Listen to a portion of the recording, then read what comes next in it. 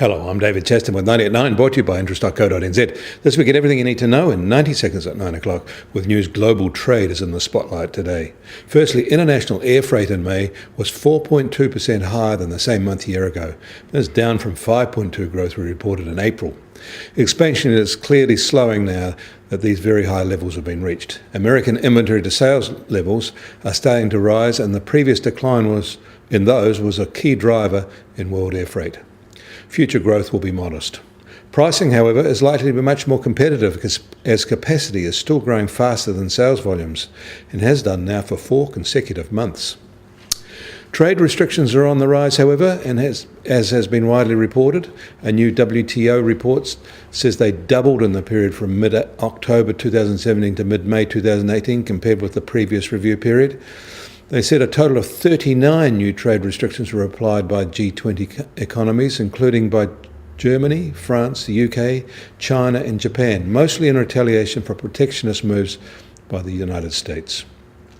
China's service sector is expanding faster in June, according to a private survey. It's their best improvement since February.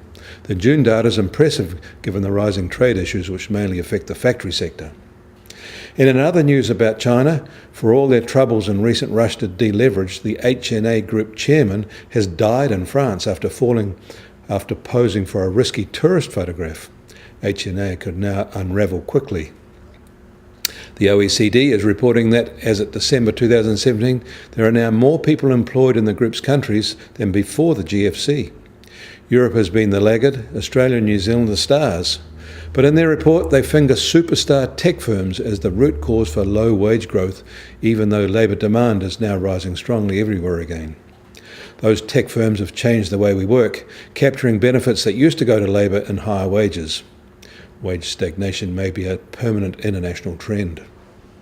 In Europe, the English Supreme Court has sided with the Portuguese government in the long-running commercial claim against the Bank of Portugal and the arbitrary confiscation of Novo Banco. That means that the New Zealand Super Fund's $150 million investment is unlikely to ever be recovered.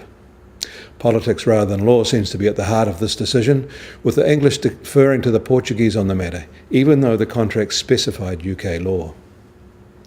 In New York, one of the famous investors who shorted Bear Stearns and Lehman Brothers ahead of the GFC, David Einhorn, and he was made famous in The Big Short, is crashing and burning himself.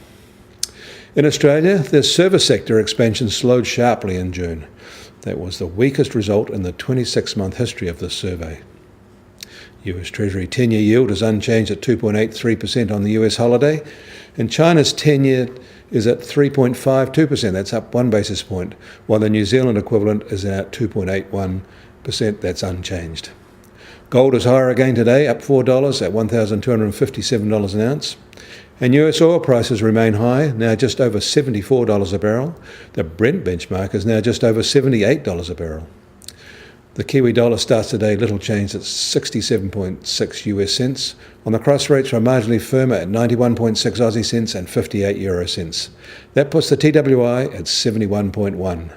I'm David Chaston. That was 90 at 9, brought to you by interest.co.nz.